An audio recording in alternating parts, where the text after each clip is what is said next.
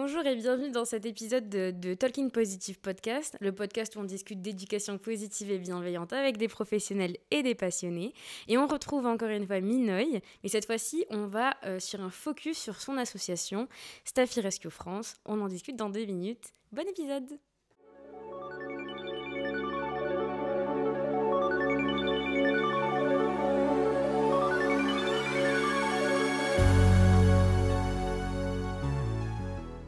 On va te demander de te représenter un petit peu rapidement pour les personnes qui découvrent le podcast à cet épisode-là.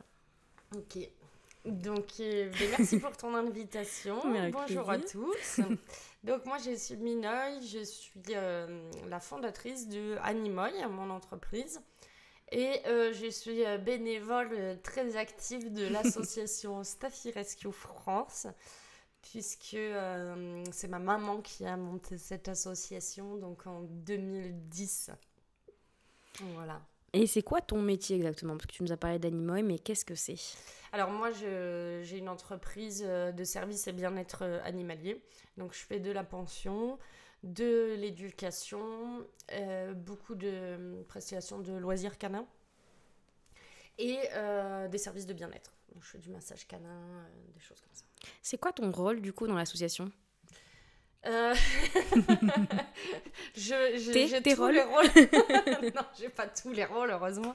Mais je suis trésorière officiellement de l'association. Après, j'ai été un petit peu sur tous les pôles. Donc moi, je suis pas dans l'association depuis 2010, puisque à cette époque-là, j'habitais à La Réunion. Maintenant, j'ai suivi, bien sûr, toute la création, etc. Je crois que je suis arrivée en 2013, moi. Ok. Exactement.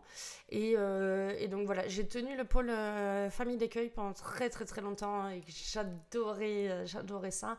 Et puis voilà, après la vie a fait que justement j'ai aussi monté mon entreprise, etc. Et j'avais moins de temps. Donc voilà, c'est le gros avantage je trouve qu'on a chez Staffy Rescue, c'est qu'en tant que bénévole, on peut être hyper présent. Si on a moins de temps, on peut moins l'être aussi. Si on a besoin de souffler pendant 2 ans, on le peut aussi. Donc oui. Voilà. Mais actuellement, donc je suis trésorière. Après, je m'occupe aussi déplacements, voilà, tu vois, des prévisites. Voilà, on fait quand même un peu de tout.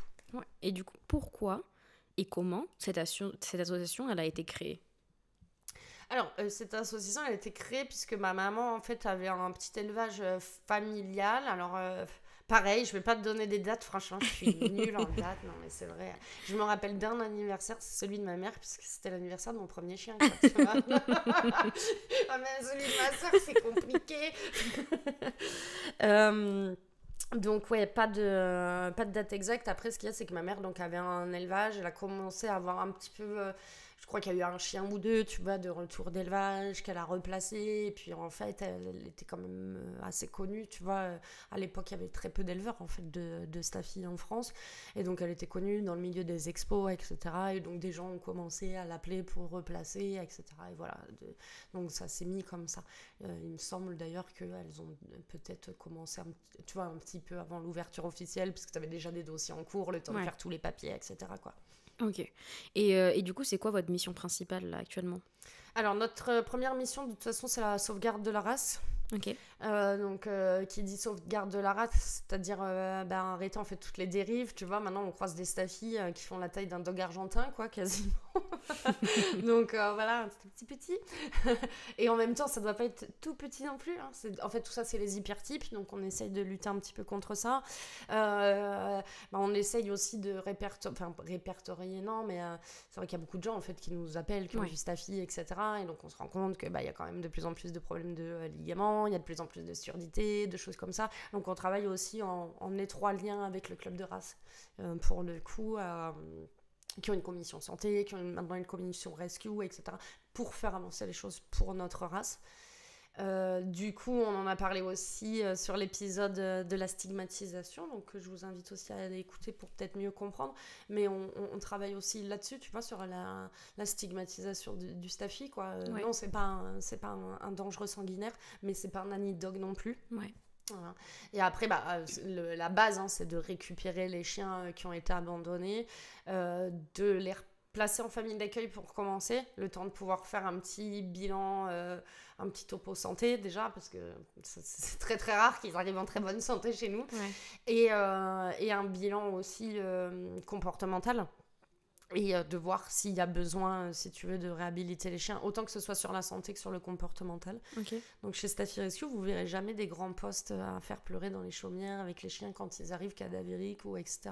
Non, tout ça, on le fait nous en sous-marin, on remet nos chiens bien, et une fois qu'ils sont présentables, on vous les présente à l'adoption. Ça nous fait déjà assez de mal à nous. C'est pas le but d'aller les mettre en photo quand ils sont comme ça. Vous avez réussi à placer combien de chiens à l'heure actuelle à peu près ? Alors, j'ai pas le nombre exact. Je suis mauvaise élève. j'ai pas le nombre exact parce que si tu veux, il y a des années où, en fait, quand ça a commencé, etc., on a placé beaucoup de chiens. Après, on fait du service en fait extra personnalisé aux chiens qu'on a entre les mains, aux familles qu'on a aussi avec nous, etc. Donc c'est vrai que les fois où on a pu avoir des chiens qui sont beaucoup plus compliqués, on en a moins pris aussi, tu vois, parce que le but, c'est pas de placer du chien pour placer du chien et d'avoir un énorme chiffre. Non, c'est d'avoir des chiens qui sont placés pour la vie dans une famille qui sera aimante et qui part sur des bons c'est rails. Ça, quoi. Exactement. Donc, je vais pas te donner le chiffre exact parce que je vais avoir peur de te dire une bêtise. Mais ça se compte en dizaines, vingtaines, trentaines. En centaines. En centaines. En centaines, ouais. En centaines, je pense qu'on a peut-être passé les 200, tu vois, quelque chose comme ça. Je vais te dire une bêtise. Ah oui, quand même. Mais tu vois, il y a des périodes où on a placé... on a pu placer une vingtaine de chiens par an, quoi. Et pourquoi vous avez décidé de vous consacrer à cette race-là ? Bon, tu disais que ta maman elle était éleveuse, mais même elle, pourquoi à la base ce chien-là ? Alors, pourquoi le Staffy ? Parce que justement, quand la loi des chiens dangereux est passée, si tu veux, donc à l'époque, ma mère était encore éleveuse, elle s'est beaucoup battue avec le club de race qui était différent avant. C'était le club Fabas, tu vois, ça regroupait l'American Staff, le Staffy et le Bull Terrier. Et maintenant, c'est le Staffordshire Bull Terrier club de race. Donc, c'est que notre race à nous. Et en fait, quand il y a eu la loi des chiens dangereux, donc on s'est battu, ils voulaient le mettre, mais ils se sont trompés dans la loi, etc. Pareil, on en a parlé dans la stigmatisation du chien. Et il y a eu un effet de mode sur le Staffy, mais une catastrophe.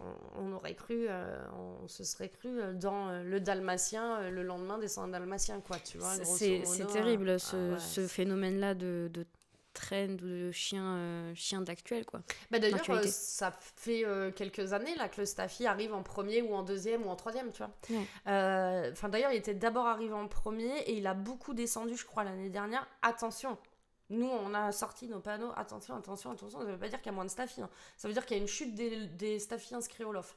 Par contre, il y a une explosion du non-LOF incroyable. Nous, on le voit parce que tu vois, on est sur les réseaux et tout. Donc, voilà. Il faut y aller modéré quand même avec ces stats. Et du coup, j'ai perdu la question. Et je te disais pourquoi vous êtes consacré spécifiquement à cette race. Donc il y a eu un tel effet de mode qu'on s'est retrouvé sur en fait une maltraitance émotionnelle en fait du Staffy c'est incroyable, une explosion des naissances, une explosion des non-LOF, donc des Staffy qui se retrouvent en chien de catégorie 1. Donc voilà, on a choisi une lutte et ce chien-là pour être d'autant plus efficace en fait, si tu veux, parce que si on était parti sur du terrier de type bulle, donc American Staff, Staffy et Bull Terrier, déjà avec tous les Staffy qu'on sauve, on s'en sortirait pas, si tu veux, on n'aurait pas les moyens financiers derrière de pouvoir assumer tout ça, quoi. On est une asso quand même qui... On traite des gros cas, quoi, tu vois, on est une asso du coup qui commence à être un petit peu âgée, qui tourne bien, merci à tous d'ailleurs. Mais c'est vrai qu'on se spécifie, tu vois, on a des chiens qui ont eu des très très grosses opérations, on a beaucoup de chiens sourds, voilà. Et cette association, vous êtes combien concrètement ? Et est-ce qu'il y a des salariés ou est-ce que c'est que des bénévoles ? On est 100% bénévoles. Ok. On est 100% bénévoles parce que effectivement tout le temps qu'on donne, tout ce qu'on peut faire et l'argent qu'on récolte, ça nous tient à cœur qu'ils reviennent aux chiens, tous ces chiens qu'on peut sortir de maltraitance ou pas. Hein. Il n'y a pas que de la maltraitance non plus. Hein. Faut pas stigmatiser justement les abandons non plus. Des fois un abandon c'est mieux pour le chien. Et c'est mieux pour sa famille. Enfin, voilà. T'as un cas spécifique en tête d'un abandon qui était nécessaire ? Alors, je dis pas d'abandonner votre chien quand Non, je non, dis non, ça, non. mais quand on est sur une grosse erreur de casting, qu'on sait que ça va pas le faire, quoi. Je veux dire, on n'a pas le temps en temps, on n'a pas les moyens financiers, etc. Bah ouais, vaut mieux replacer son chien et qu'il soit heureux, quoi, tu vois. Mm. Si on a un chien qui a besoin d'énormément d'activité et qui, du coup, on n'a que 10 minutes à le sortir matin et soir, on est sur un chien qui va avoir des gros problèmes de comportement. Potentiellement, comme je disais tout à l'heure, qui peut te démonter la maison. Et s'il te démonte la maison, du coup, tu fais quoi? Ça va finir, ça va être un chien qui va être enfermé dans une cage ou quoi. Vaut mieux qu'il soit replacé. Non, oui, c'est sûr. Puis il y a des personnes aussi qui tout bêtement vont tomber malades, malheureusement, ou il y a des abandons qui sont nécessaires, comme tu dis. Ouais. Même si... Et puis surtout, on préfère les abandons qui se font en association qu'un chien qui est accroché à un arbre dans la forêt et qui meurt tout seul, quoi. C'est sûr. Complètement. Est-ce que vous avez des partenariats avec d'autres associations ou d'autres organisations? Avec d'autres associations, oui, on travaille avec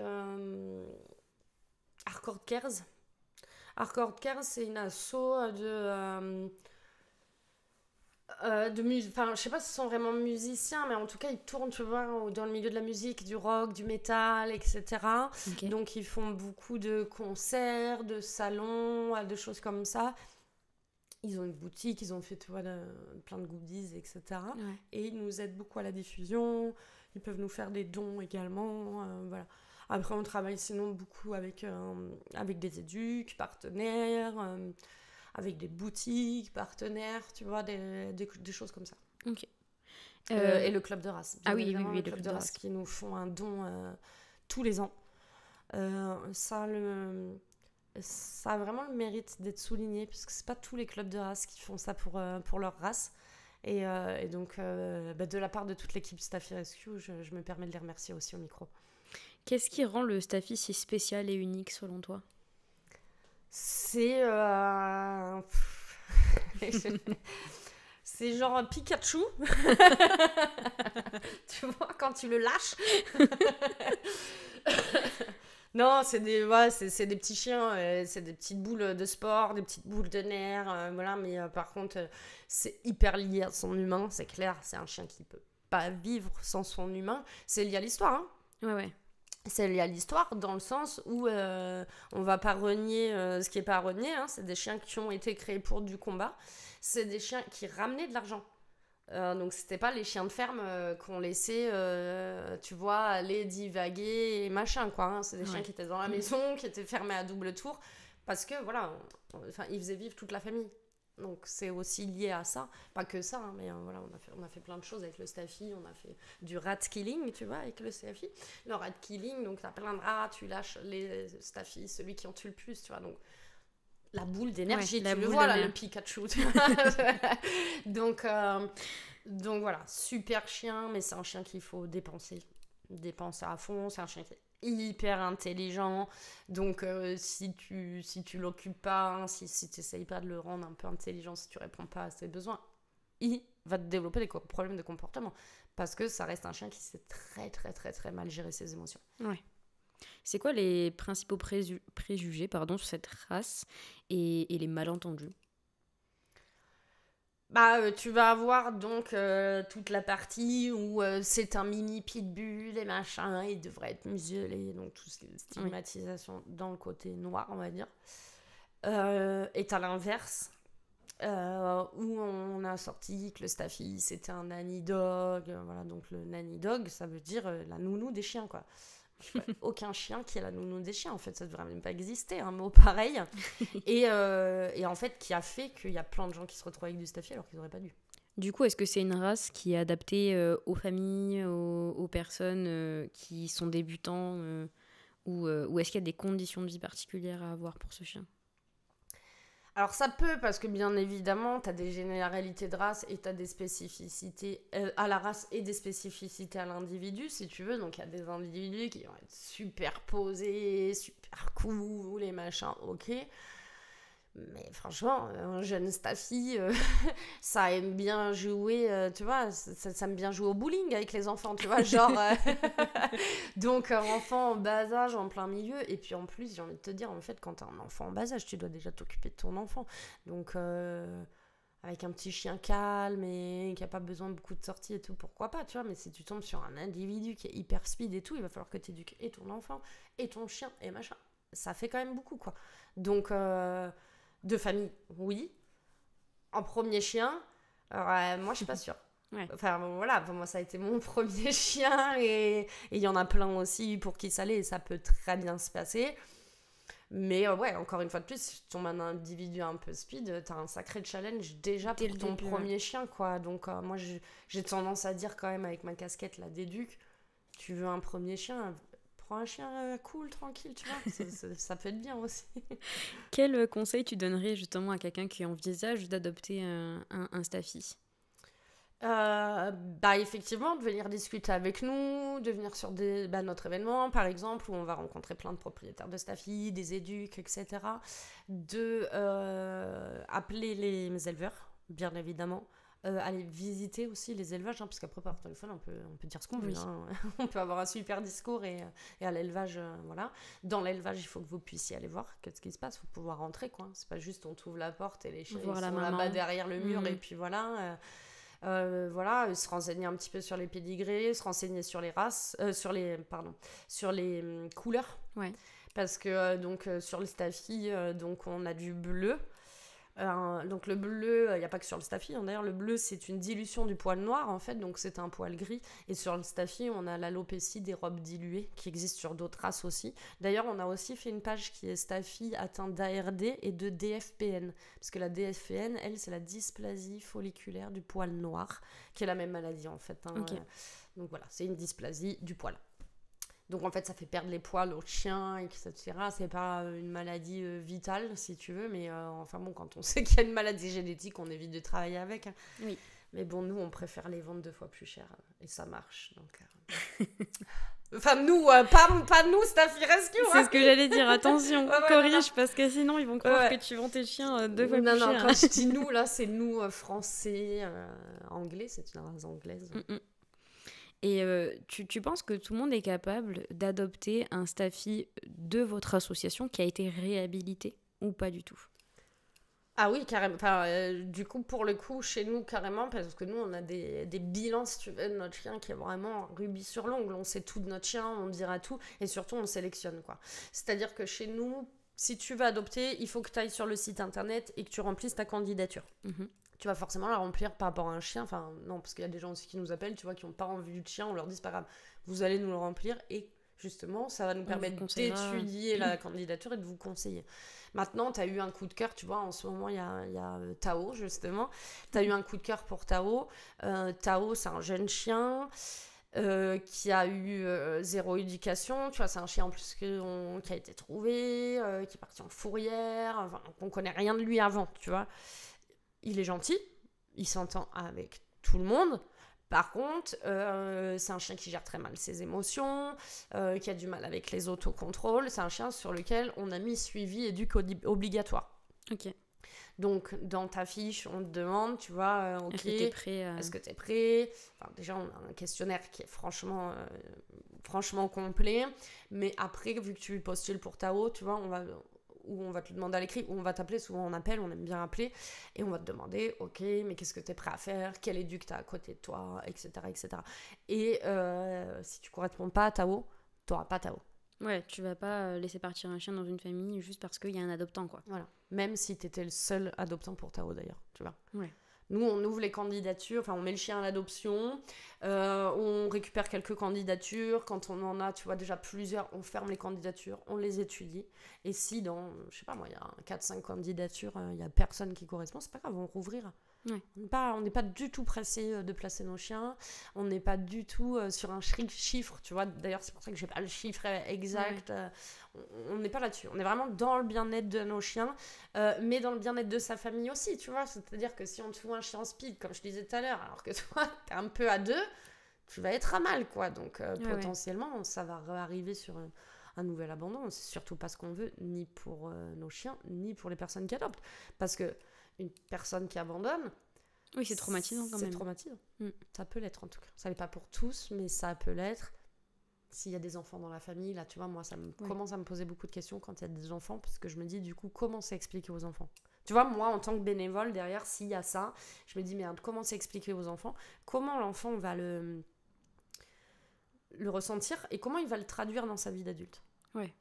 Est-ce que du coup, ça va devenir aussi un abandonnant facile ou pas, tu vois? Et ça va être lié à lui, l'éducation qu'on va lui donner, quoi. Donc pour le coup, vous êtes super sélectif sur les familles que vous choisissez. Ouais. Et donc tu dis que vous fonctionnez en famille d'accueil. Vous en avez beaucoup à l'heure actuelle, des gens qui accueillent des staffés que vous leur envoyez? Alors, on travaille qu'avec des familles d'accueil, on n'a pas de refuge parce qu'en fait, si tu veux, on se rend compte qu'en refuge, en fait, tu as des places, donc tu prends, tu vois. Et en fait, c'est souvent, ça arrive dans les refuges, le plus jeune part avant le plus vieux et tout. En fait, le plus vieux, il s'est tapé 12 ans de refuge, tu vois, à la fin. Donc, c'est surtout ce qu'on ne veut pas. Et après, on travaille donc avec des familles d'accueil. Ça dépend des moments, tu vois. Il y a des moments, on en a beaucoup. En ce moment, on en a peu, parce que nos familles d'accueil, ils ont tous adopté. En tant que famille d'accueil, tu es prioritaire à l'adoption du chien que tu as chez toi. Si, bien sûr, l'environnement le permet, etc. Tu vois, toujours pareil, dans des conditions, on va dire, optimales. Et après, c'est vrai que quand la famille d'accueil adopte, de toute façon, nous, on leur dit de prendre un temps aussi. Tu vois, s'ils veulent être famille d'accueil derrière, il y aura a priori pas de souci, selon comment aura évolué leur chien. Mais le but, c'est qu'ils profitent aussi de leur chien et que leur chien puisse profiter d'eux. Donc voilà. Après, on est 3 familles d'accueil, en fait, vraiment au cœur de l'assaut, à être tout le temps là et surtout à pouvoir prendre les chiens plus compliqués, tu vois. Combien vous donnez de chiens par famille d'accueil? Un seul. Ouais, un seul, à part Marine Fauconnet, qui travaille avec nous depuis toujours, et chez qui on a mis des box. D'accord. On a 3 box chez elle, donc là pour le coup c'est pareil, c'est pas histoire de mettre les chiens en box et de les cantonner là-dedans, etc. Mais c'est pour pouvoir prendre des chiens qui sont plus compliqués. Tu vois, un staffy asocial, tu vas pas le foutre au milieu d'une famille. Enfin, oui, je c'est sûr, tu vas trier, mais bien sûr, c'est normal. C'est quoi le cas le plus compliqué que tu as eu à gérer là, dans cet assaut-là? Compliqué en termes de réactivité, tu veux dire? Non, dans le sens où l'épisode le plus traumatisé, enfin le chien le plus traumatisé que vous avez eu, ou le cas le plus dur à réinclure ensuite dans une famille, quoi. On en a eu 2. On en a eu un, c'est ma mère qui est partie le chercher. Le chien, en fait, avait sauté de la terrasse. Heureusement, le chien est arrivé dans la terrasse d'en dessous. Et je sais plus si c'est les voisins ou les propriétaires, enfin bon bref, qui nous appellent pour venir le chercher. Ce chien-là était dans un état, donc ma mère est arrivée sur la terrasse, il était dans un état mais cadavérique. Ouais. Mais cadavérique. Et la propriétaire lui a dit non mais c'est comme ça, c'est tous les étés ou tous les hivers, je sais plus, il sèche. Je sais pas compris, tu vois.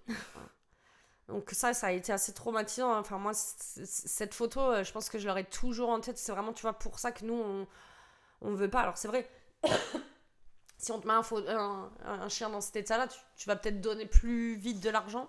Et encore, je sais pas. Mais nous, ça nous traumatise tellement, tu vois, qu'on n'a pas envie de jouer là-dessus. Ouais. Donc ça a été terrible. Mais je pense que le plus gros cas qui a été terrible, c'est Romy. Romy, c'est une jeune chienne qu'on a récupérée qui était en insuffisance rénale sévère. Elle avait même une dysplasie rénale, en fait. Et cette chienne, c'est pareil, elle vivait entre la terrasse et un parc à bébés ou je sais pas quoi. Et elle n'avait pas accès à l'eau. D'accord. Elle n'avait pas accès à l'eau parce qu'elle avait un problème rénal et que dès qu'elle buvait, elle faisait pipi. Sauf que du coup, on l'a récupérée dans un état de santé minable. Elle a été dans une de nos familles d'accueil, tu vois, qui est un peu en pause là en ce moment, mais qui fait partie du cœur de Staffy Rescue. Et donc, qui est assistante vétérinaire. Okay. Tu vois, donc là, le choix n'a pas été anodin aussi, parce qu'elle pouvait gérer tous les soins. Et ça a été des soins spécifiques. Et elle a vécu 2 ans, je crois, la chienne. Enfin, tu vois, elle a pas vécu beaucoup. Et ça, ouais, ça a été terrible. Sa famille d'accueil géniale, tu vois, avait décidé de toute façon, elle la garderait jusqu'au bout et machin. Mais de toute façon, c'est une chienne. Enfin, tu vois, elle est arrivée, je crois, elle avait pas 10 mois. Ouais, en plus, petite, quoi. Toute petite. Petit chaud. Et on savait d'avance, en fait, qu'elle était pas adoptable. Parce que comment tu veux faire adopter ça? Enfin, en fait, ça, elle, parce qu'avec les frais vétérinaires qu'il y a eu, enfin, tu vois, je sais plus, parce qu'on a fait des soins, voilà. Donc une famille peut pas en fait assumer ça à un moment donné. Tu vois, même une famille qui est préparée, tu sais qu'il y a le budget, à un moment donné, c'est pas possible, tu vois. Et surtout, en fait, de se dire que la peine que ça allait avoir derrière, tu vois. Cette famille d'accueil, en plus, elle a 2 enfants. C'est une famille d'accueil qui est chez Staffy Rescue depuis toujours. Donc, ces enfants, ils nous ont connus depuis tout petit. Je sais plus si les 2 ils sont allés, mais la plus grande, elle a accompagné la chienne les jours où il a fallu la faire partir, tu vois. Ouais, donc c'est quand même... Et enfin, c'est dur, tu vois. J'en ai même les larmes aux yeux qui me montent de t'en parler. Et en même temps... c'est trop beau. Enfin, genre, ce que cette famille, ils ont fait, c'est juste trop beau. C'est là, pour une belle vie au chien, pour la fin, pour le coup. C'est ça, et puis pour le coup, tu sais qu'il y a eu l'éducation aux enfants derrière aussi, et c'est aussi ça, tu vois. On est une grande famille, Staffy Rescue. Enfin, c'est ce qu'on essaie de faire, en tout cas. Vous gardez contact avec les chiens que vous avez fait adopter, tout ça? Ouais. On a un suivi, on a beaucoup d'adoptants qui ont perdu leur chien, qui ont réadopté chez nous, ou des adoptants qui sont devenus famille d'accueil. Voilà, on met vraiment un point d'honneur là-dessus à être en contact avec eux, à avoir des nouvelles, et voilà, après ça arrive aussi, tu vois, des fois les chemins se séparent. Enfin, toi, t'as adopté ton chien depuis 10 ans, tu nous renvoies pas des photos tous les 2 mois, tu vois, c'est normal. Mais voilà, nous après on met en place, tu vois, si on n'a pas de nouvelles, on va chercher un suivi, etc. Et nous, on a une asso où on aide nos chiens de toute façon toute leur vie, quoi. C'est-à-dire que même si t'as adopté chez nous, il peut t'arriver, je sais pas moi, il peut arriver une galère, tu vois, ton chien se fait une rupture des ligaments croisés ou quoi. S'il y a besoin, on sera là. On sera toujours là, tout le temps. Et si, pareil, il se passe quoi que ce soit et qu'il faut récupérer le chien, on le récupère aussi. Ouais. Ça ne nous est pas arrivé souvent, mais on en a eu quelques-uns de retour, on a toujours récupéré nos chiens, on les récupérera toujours, tu vois. Donc il y a ça aussi... si tu veux, actuellement, si tu vas voir, on n'a pas beaucoup de chiens non plus à l'adoption. C'est ce que j'allais te demander juste après. Combien vous en avez actuellement à l'adoption? On a 4 en ce moment à l'adoption. Et en fait, pour l'instant, tu vois, on n'en prendra pas plus. Parce qu'en fait, il y a eux à assumer. Niveau éduc, financier, etc. Il y a aussi tous les autres. Ouais. Toi, parce que dans le sein d'une asso, on a beau être aussi tous bénévoles et tout. Je veux dire, t'as quand même un truc à faire tourner, quoi. Oui, c'est sûr. Nous, on tourne quand même à l'année 20-25 000 euros de frais veto, quoi, minimum. Il faut un bon veto. Alors, le problème qu'on a, nous, c'est qu'on n'a pas de refuge. Ouais. Donc, on ne peut pas leur dire, nous, on va vous amener 100 ou 200 chiens par an. Ouais. Donc, on a beaucoup moins de marge de négociation. Et ça, c'est vrai que c'est compliqué. Tout augmente aussi. Il y a beaucoup de vétérinaires qui se sont fait racheter par des groupes. Donc là, on ne peut plus du tout négocier. Et c'est vrai que ça... Moi, tu vois, là, avec ma casquette de trésorière, c'est vrai que ça te met des doutes un peu sur comment on va gérer l'avenir, en fait, quoi. Parce que si tu veux, quand tu as une castration mâle qui est à 200 boules, pour une adoption à 300, on fait comment, quoi, tu vois? Ouais, c'est sûr. Parce que les chiens, ils arrivent, ils sont même pas vaccinés. Généralement, ils ont plus de vaccination. C'est double injection primo, machin. Alors, si en plus, il t'a fait un petit ligament, là, dans l'histoire... Ouais. C'est compliqué. C'est sûr. Donc 25 000 euros environ de frais veto. Juste ça, c'est juste les frais veto. Parce que du coup, vous prenez en charge aussi les croquettes pour les familles d'accueil, tout ça ou... Alors, les croquettes sont prises en charge par les familles d'accueil. Après, s'il y a besoin, bien évidemment, on payera les croquettes aussi, si tu veux. Mais c'est dans le principe que vous restez quand même prioritaire à l'adoption de votre chien. Donc, potentiellement... Je sais quand même qu'il y en a beaucoup. En un quart de seconde, ils savent que le chien il va rester là à vie. Oui. En fait, finalement, ça demande un petit engagement aussi de la part de la famille d'accueil. Ouais. Maintenant, si la famille d'accueil ne peut pas, bien évidemment, on prend en charge les croquettes sur des chiens. Tu vois, Romy, qui avait des croquettes spécifiques aussi. Sa famille d'accueil, on a pris beaucoup en charge aussi, tu vois. Mais de souvenirs, je me rappelle d'avoir pris quelques paquets spécifiques parce que c'était de la bouffe spécifique. Voilà, quoi.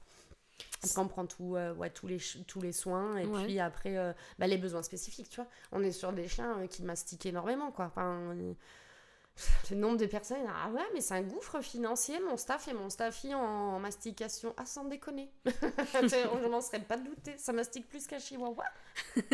Ah bon? Tu vois, donc voilà, tu vois, ça aussi ça doit être pris en charge. Ça par contre, effectivement, on a des partenariats, tu vois, avec certaines boutiques comme ça qui nous font des cadeaux et machin. Et aussi, c'est vrai parce que j'ai pas parlé de ça dans les partenariats, on fait une grosse tombola annuelle. C'est la tombola de ouf, quoi. J'ai jamais vu une tombola avec autant de lots. Et tout ça, c'est des lots qui nous sont donnés par des petites boutiques ou des plus grosses. Elle est bien accueillie, votre association, par les gens en général? Ouais, ben, je pense, tu sais, maintenant, du coup, 2010, donc, tu vois, on va avoir 15 ans cette année. Le fait que ma mère était connue aussi dans le Oui, ça milieu aide à faire avant, ça a accepter. beaucoup aidé. On a aussi beaucoup d'éleveurs, en fait, tu vois, qui sont derrière nous, etc. Alors après, nous, on n'est pas là, on met pas en... Tu vois, on n'est pas là pour dire tel élevage est bien ou tel élevage est pas... Enfin, voilà, quand ça craint et on est capable de le dire aussi. Mais c'est vrai que, voilà, tu vois, il y a beaucoup d'éleveurs sur la RD que je te parlais tout à l'heure. Hop, ils font partager nos articles, etc. Moi, maintenant qui me suis spécialisée dans le chien sourd, bah, il y a beaucoup d'éleveurs qui me contactent pour les sourds, etc. Donc ça aide beaucoup. Ouais. Et là, principalement, les chiens que vous avez recueillis, ils arrivent d'où? C'est de l'abandon, c'est du sauvetage, c'est quoi? C'est beaucoup d'abandon. C'est beaucoup d'abandon. C'est beaucoup, beaucoup, beaucoup d'abandon. Si tu veux, maintenant, il y a du staffy partout. Dans n'importe quel assaut, dans n'importe quel refuge, voilà. Mais il y a des cas de saisie, c'est vrai, il y en a. Mais après, les cas de saisie, tu vois, justement, ils se retrouvent plus en fait dans des refuges ou des trucs comme ça, parce qu'en fait, c'est à côté des grandes villes, donc ils voient aussi des choses comme ça. Donc c'est quasiment 100% d'abandon, quoi. Ouais. Et c'est quoi, pour toi, les principales causes d'abandon, là, à chaque fois? Mauvais casting. Mauvais casting, ça reste vraiment ça. Ouais. Mauvais casting ou changement de situation. Changement de situation familiale, voilà. Ouais. Mais je pense que ça, c'est plus une excuse, tu vois. Parce qu'en soi, on peut, enfin, tu vois, il y a combien de SDF qui sont dans la rue parce qu'ils ont gardé leur chien. Ouais. Je dis pas à tout le monde d'aller se jeter dans la rue parce que tu te retrouves dans la merde et qu'il faut garder ton chien, tu vois, parce que il y a dans toute situation, tu vois, il faut toujours peser le pour et le contre, et il n'y a jamais tout qui est tout noir ou tout blanc, Oui, tu vois. sûr. Mais quand même, quand on me dit, oui, mais c'est parce que je déménage, oui, mais j'ai changé de boulot, oui, mais machin. Il fallait penser avant de prendre un chien. Tu vois, moi, quand j'ai eu mon premier chien, ça a été un cadeau.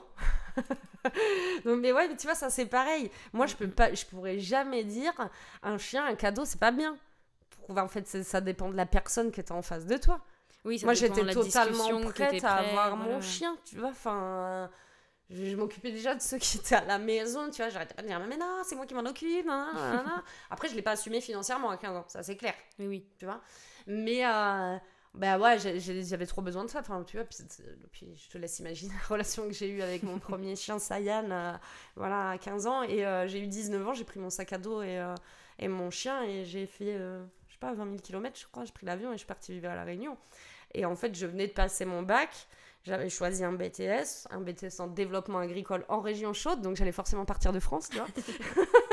Et j'avais demandé la Réunion, la Guadeloupe et la Nouvelle-Calédonie. Ouais. J'ai été acceptée en Nouvelle-Calédonie, sauf que là, je me suis rendu compte que la Nouvelle-Calédonie, il fallait passer par l'Australie, que l'Australie, ils font ce qu'ils veulent à la douane. Enfin, tu sais, en plus, t'as un... mince, je sais plus comment ils appellent ça, tu sais, un moment où ils gardent ton chien. Là, Oui, un moment de quarantaine. Voilà, quarantaine. Pour ton chien.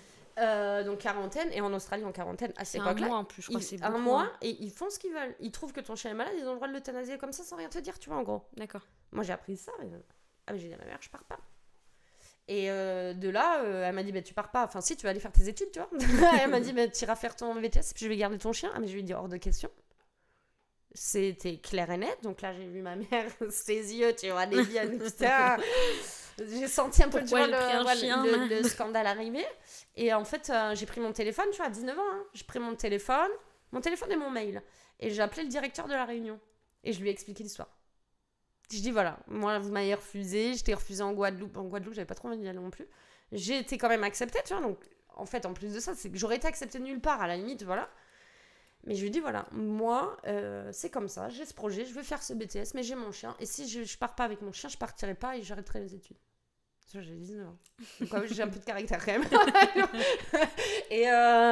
Et c'est passé. Donc, il y a toujours des choix, il y a toujours des solutions. Ouais. Des fois, c'est pas aussi optimal que moi, tu vois, c'est sûr. Ouais. Mais il faut essayer. Ouais. Est-ce que vous sensibilisez du coup vachement, parce que tu en as parlé tout à l'heure, à la stérilisation? Est-ce que tous vos chiens sont stérilisés quand ils arrivent, s'ils ne le sont pas? Comment ça se passe? Ouais, alors nous, nos chiens sont tous stérilisés, sans condition. Alors, tu sais, il y a des études, là, dernièrement, sur les effets de la stérilisation et machin et tout. Donc, c'est vachement bien. Moi, je réfuterai jamais le scientifique, etc. Surtout avec ma casquette d'éduc, là où on en a appris dernièrement, je peux pas. Mais par contre, j'ai beaucoup de mal, tu vois, avec maintenant certains qui disent non, mais on est contre la stérilisation et machin. Non, mais attends, enfin, moi qui suis dans le cœur de la maltraitance animale, sans parler de matraquer ton chien, encore une fois, Oui. sur de la maltraitance émotionnelle et tout. Je dis non, mais si, stériliser. Il y a trop de chiens. Il y a trop de chiens, il y a trop de consanguinité, c'est n'importe quoi. Et là, en plus, sur le Staffy, encore une fois de plus, tu vois, cette histoire de chien de catégorie, où en plus de ça, si tu le fais non-love, parce que ton chien n'est pas, pas confirmé, ou que tu n'as pas déclaré la saillie et machin, tu peux mettre du chien de catégorie 1 dans les mains de quelqu'un. Ouais, ce qui est clairement pas... Parce qu'il y a d'une hors la loi, de base, pour commencer. Et puis, qui va te foutre et des chiens et des familles dans la merde, quoi. Donc ça, je suis pas d'accord. Et vous là, tu disais que tu travailles avec plein d'éducs et tout, d'éducation bienveillante à chaque fois, ouais, toujours. Ça fonctionne comment en gros, à peu près?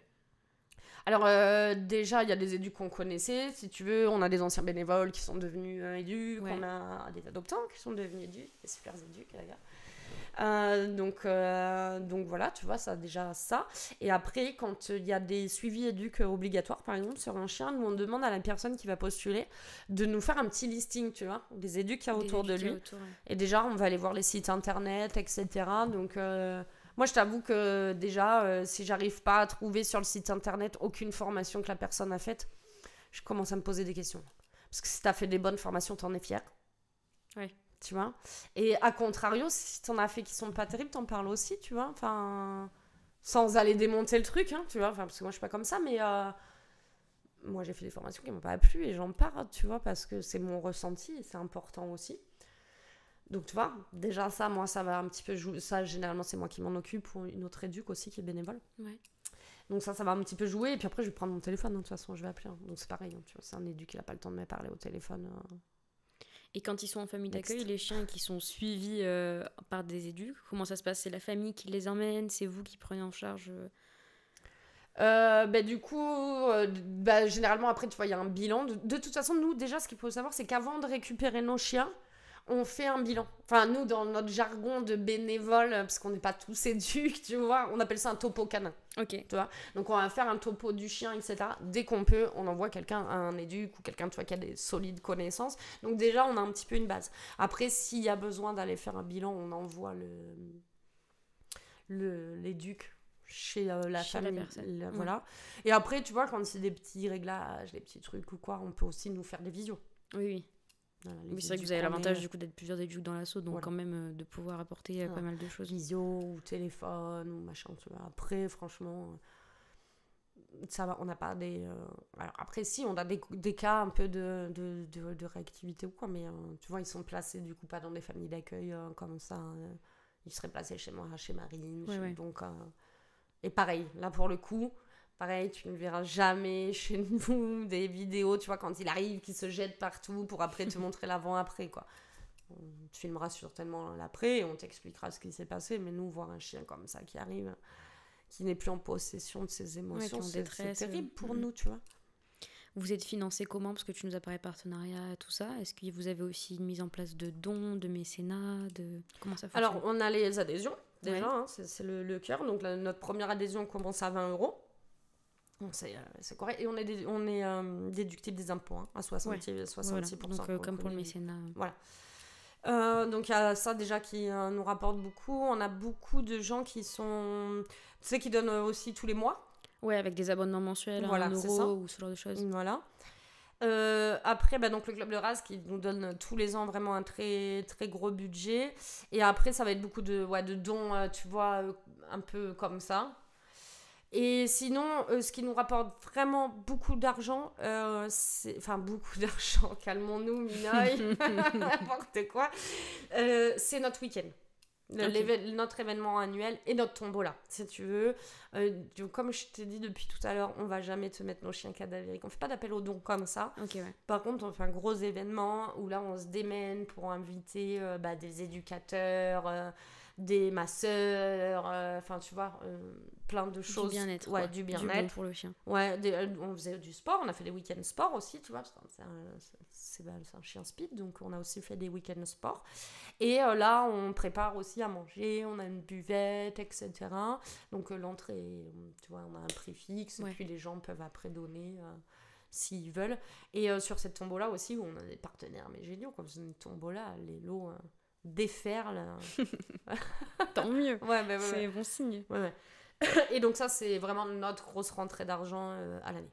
Si à l'heure actuelle, là par exemple, les personnes qui nous écoutent, elles veulent vous faire un don, par où est-ce qu'elles passent ? Votre site internet Alors, ils peuvent aller effectivement, le plus simple, ça va être le site internet, donc www.staffy-rescue.org.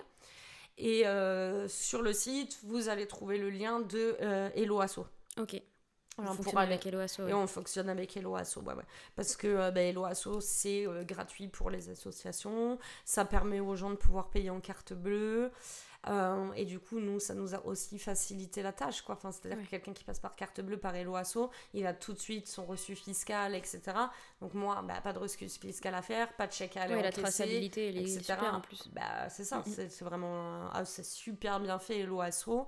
Alors après, c'est vrai que du coup, Hello Asso propose à chaque paiement que la personne donne une participation. Oui.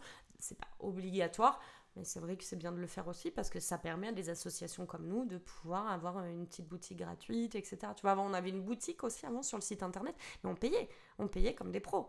Ouais. Enfin, tu vois, c'est pareil, ça, il y a un truc que j'ai jamais compris. Il faut savoir que les associations sont obligées d'avoir un compte pro. D'accord. Ouais. Et de payer les charges d'un compte pro. Il n'y a pas un problème là dans le pâté, quoi.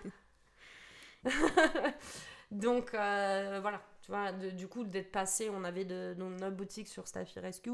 Maintenant, on fait plus des ventes flash, tu vois, sur Hello Asso. Et du coup, on paye plus rien. Ouais.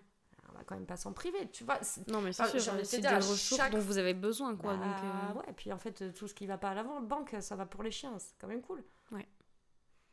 D'ailleurs, c'est quoi vos besoins les plus urgents en termes de ressources, là, en ce moment ? L'argent, parce que c'est le nerf de la guerre, quoi, si tu veux.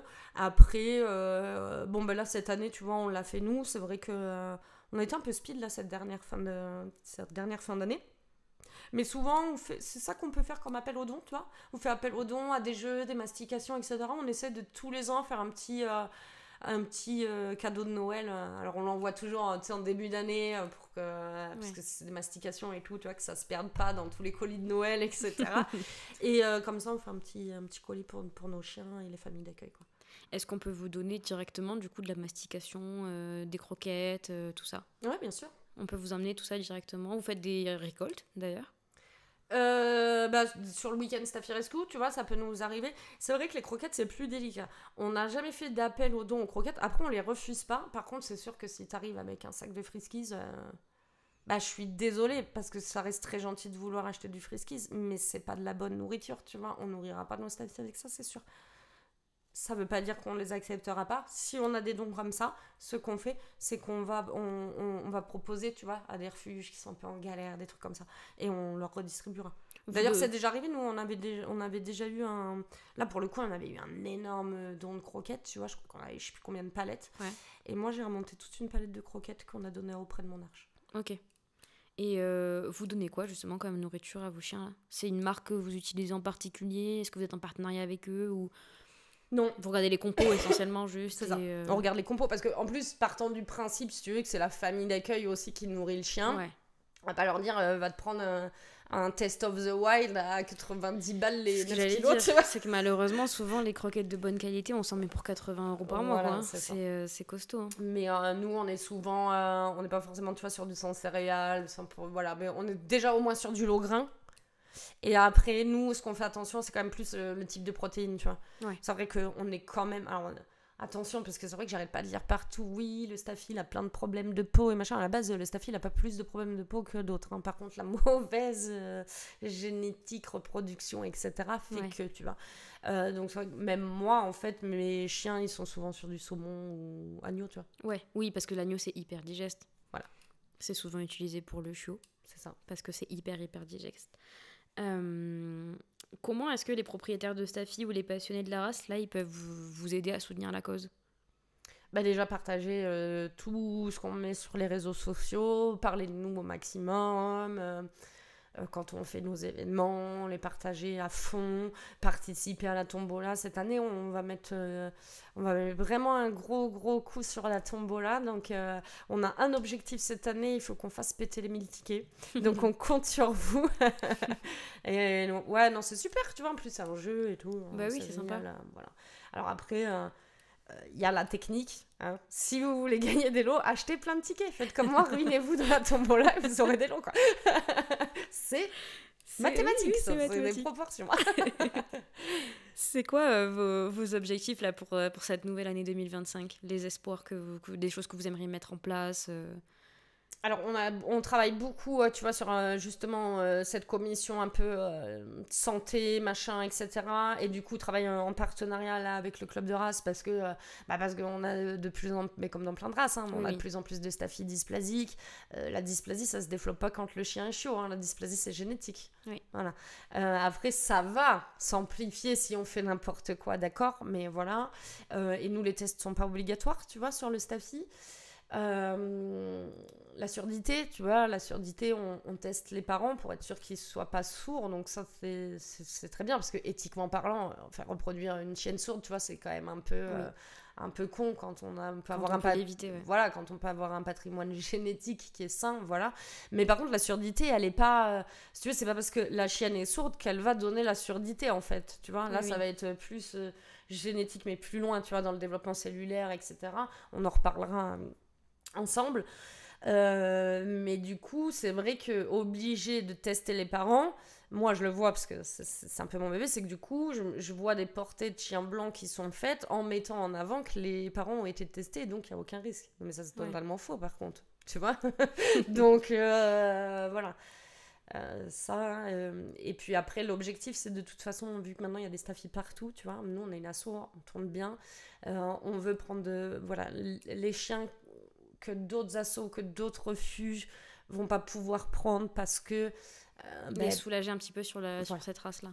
C'est ça. Okay. Déjà les soulager là-dessus et pouvoir prendre, tu vois, des cas de... Joy, que j'ai chez moi, elle a plus de tête fémorale puisque quand on l'a récupérée, la tête fémorale était sortie en fait. Et ça s'était déjà calcifié. Donc je te laisse imaginer les frais vétaux qu'il y a eu dessus, tu vois. Donc ça, c'est des cas que nous, on peut prendre en charge... pour pouvoir soigner les chiens et qu'ils aient une belle vie derrière, quoi. Ouais. Ok. Qu'est-ce que tu dirais à une personne qui hésite à adopter un staffy dans votre asso parce qu'il a peur que, je sais pas, vous ayez mal géré le truc, ou qu'est-ce qui peut les rassurer? De ne pas avoir peur, justement, de ne pas hésiter à nous appeler, à nous poser des questions. C'est vrai que... Alors, ce qu'il faut faire gaffe, mais ça, c'est un peu pour tout. Les associations, j'ai envie de dire, on est tous bénévoles. Donc, on va pas te répondre à l'instant T, tu vois. Oui. Mais on va te répondre. Et donc, voilà, de vraiment être dans le dialogue. Et de toute façon, ils le verront, tu vois. S'ils ont des questions, nous, on sera là. Et après, généralement, tout se passe bien, quoi, tu vois. Franchement, on a une bonne ambiance, tu vois. On a des réseaux où on peut discuter entre nous et tout, donc c'est chouette, quoi. Si des personnes veulent devenir bénévoles de votre asso, où est-ce qu'elles peuvent postuler? Faut nous envoyer un mail, donc là faut passer sur le mail général si tu veux. On n'a pas de questionnaire spécial pour devenir bénévole, etc. Mais faut nous envoyer un mail, tu vois, discuter un petit peu avec nous et puis voir quelle mission on va pouvoir te donner pour commencer, parce que enfin voilà, c'est un gros morceau, tu vois, de gérer une association. C'est vrai qu'il y a plein de gens qui vont dire ouais mais moi je veux être bénévole, tu vois. Ouais, non, mais attends. Combien de temps t'as à me donner par jour? Est-ce que ça va être régulier ou pas? Est-ce que, tu vois, parce que c'est pour venir dire bénévole. Oui, mais en fait, j'ai pas le temps aujourd'hui, j'ai pas... Enfin, tu vois, il faut quand même que vous puissiez compter au moins sur quelque chose, même si c'est 1 heure par semaine. C'est 1 heure par semaine, mais il faut que vous puissiez compter sur cette heure-là, quoi. Exactement, tu Ouais. vois. Ça peut être, comme tu dis, qu'1 heure par semaine ou 3 heures par mois. Et si on a une petite mission qu'on peut te donner sur ce laps de temps, mais ok, bingo, on y va, tu vois. Il vaut mieux que tu me dises 1 heure par semaine que tu me dises non, mais tous les jours j'aurai 1 heure. Et puis en fait, tous les 2 jours, t'es pas là, tu vois. Ouais. Parce que derrière. Oui, on vous comptez Derrière, vraiment sur du eux, coup, quoi. c'est les autres bénévoles du coup qui reprennent. Et du coup, tu vois, le but, C'est comme ça que t'épuises une asso aussi après. Exactement. Vous touchez, bon, parce que toi, t'es basé ici en Lozère, mais vous touchez toute la France? Ouais, on est sur tout le territoire national. Même, on a fait adopter des chiens en Suisse. Ok. Et on a déjà eu des demandes aussi en Angleterre et en Belgique. Est-ce que tu as une histoire que tu aimerais nous partager je sais pas, de quand vous avez recueilli un chien ou d'un placement qui s'est super bien passé ou qui pourrait nous donner un peu d'espoir pour ça? J'ai envie de te parler de Django, tu vois. Alors, je sais pas si c'est une belle histoire ou pas. Donc, c'était un de mes anciens chiens, parce qu'en fait, mon ancien chien, ça va faire beaucoup. Enfin, voilà. C'est le dernier que j'ai eu à la maison, en fait, à moi, non, parce qu'il était en famille d'accueil. Mais par contre, il y a une chose est sûre, c'est qu'il serait jamais parti, parce que sans vouloir me mettre sur un piédestal, je pense qu'il n'y a pas beaucoup de gens qui ont autant de patience que moi avec un chien. C'est un chien qui est arrivé... il avait 12 mois. Et j'étais sa 11e ou 12e famille. Ouais. Il aura fallu... On a compté comme ça, tu vois. Mais il aura fallu entre 6-8 familles pour qu'il se rende compte qu'il était sourd. Ok. Il est passé dans une première association. Tu vois, on s'était eu en contact, mais ils ont voulu le placer eux. Ils l'ont placé, il a fait un retour à l'adoption. Et il a fini, on l'a récupéré nous. C'est un chien qui arrive, donc déjà, tu te rends compte, 6-8 familles pour se rendre compte qu'il était sourd. Donc ça veut dire concrètement qu'on avait casé ce chien-là dans la case con. Hein. C'est un chien qui toquait énormément. En fait, il chassait tout ce qui était ombre, lumière, etc. Je sais pas si on avait joué avec un laser ou quoi. Après, on a fait des coms et tout. Il a dû se passer un truc avec de la lumière, enfin, tu vois, un lustre, etc. Une voiture. Enfin, c'est un chien qui avait énormément de stress. Donc, il a passé, je crois, même pas 2 ans à la maison. Et en fait, il est décédé d'un neuroblastome canin. Ok. C'est le 10e cas mondial connu en canin. Voilà. Et en fait, c'est une tumeur embryonnaire. Donc, si tu veux, c'est une tumeur qui se développe déjà à l'état d'embryon et qui avait pris en fait toute la glande surrénale, etc. Enfin, en fait, ça prenait tout son abdomen. Ça a été complètement inattendu. Il est parti en quelques mois. Enfin, voilà, ça a été pour le coup super compliqué pour moi. Mais en même temps, Django, c'est Enfin, ça reste une belle histoire, tu vois. Le peu de temps qu'il a vécu à la maison, il s'est éclaté de par la patience que j'ai pu lui apporter, tu vois, malgré ses tocs, etc. Moi maintenant, avec le temps et l'expérience, j'ai su réussir à prendre sur moi pour faire profiter le chien. Ouais. Donc, il a pu être lâché, il a pu se balader, il a pu, enfin, tu vois... Une belle fin de vie, quoi. Ouais, voilà, c'est ça. Même si c'était forcément pas attendu du tout à son âge, tu vois. Hein, il n'avait pas 3 ans quand il est parti, donc... Mais ouais, ça reste un super beau sauvetage, tu vois. Il n'y a pas beaucoup, en fait, la preuve en est, tu vois. Il n'y a pas beaucoup qui l'auraient assumé jusqu'au bout. Nous, il aurait pu revenir 25 fois à l'adoption, il serait toujours revenu chez nous. Ouais. C'est plutôt des chiots que vous avez tendance à récupérer ou des chiens un peu plus âgés? Malheureusement, c'est de plus en plus de jeunes. Ah ouais? Ouais. On se retrouve avec des gens, on les récupère à 6 mois parce que les gens s'en sortent pas, tu vois. Bon, voilà, tu vois, là, on est typiquement sur une erreur de casting. Quoi. Et voilà, et après, on a quand même aussi beaucoup de vieux chiens. Ouais. Tu vois, là, on va en récupérer une là de 10 ans. On en avait récupéré une de 14 ans. Enfin, c'est terrible, quoi, quand tu vois ça, mais c'est pas possible, quoi. Enfin, ton chien, il est déjà à moitié à l'agonie, il bouge plus, quoi. Tu peux pas le garder dans un coin de ton salon. Non, mais parce que c'est terrible pour les chiens comme ça. Si tu veux, un jeune chien, ça peut être aussi terrible pour un jeune chien, mais le jeune chien, il va oublier plus vite. Tu vois, tu vas lui faire d'autres trucs. C'est un jeune chien, quoi. Ouais, super, c'est trop bien, voilà. Vieux chien, il a vécu toujours dans ces conditions. Généralement, tu vois, si tu l'abandonnes à 14 ans, c'est qu'il n'a pas eu les meilleures conditions du monde, tu vois. Ouais. Il s'est fait à ça et tout, et là, tu le largues. Il change complètement d'environnement. En vieillissant, tu vois, tu peux avoir une perte d'audition, une perte de vue. Enfin, c'est horrible. C'est horrible. Mais bon, en même temps, on met tous nos grands-parents dans des EHPAD alors. Ouais, c'est sûr. Ah ouais, tout est, tu vois, encore une fois de plus, tout est lié. Est-ce que tu as un message que tu aimerais faire passer aux auditeurs sur ton association en particulier ? Eh ben, venez nous rencontrer, voilà, venez voir un petit peu ce qu'on fait, et puis n'hésitez pas, quoi. Hein, on est une grande famille, c'est vraiment, voilà, c'est super chouette. Si vous avez un peu de temps, beaucoup de temps, si le monde canin ça vous passionne, si vous aimez le staffy, vous pouvez donc rentrer en contact avec l'association. On vous mettra en description tous les liens, les réseaux sociaux de l'asso, y compris si vous voulez faire un don. 1 euro, c'est 1 euro.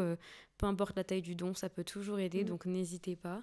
Et merci Minoy d'avoir intervenu une nouvelle fois pour venir présenter ton asso qui est une trop belle asso. Donc on vous souhaite de pouvoir continuer de récupérer un maximum de chiens, du moins dans la nécessité. On espère qu'à force, il y en aura de moins en moins. J'espère, mais pas gagné. Et n'hésitez pas à nous laisser en commentaire toujours un petit peu vos avis, vos questions. On y répondra. Et merci d'avoir écouté le podcast. Et puis à bientôt pour un prochain épisode.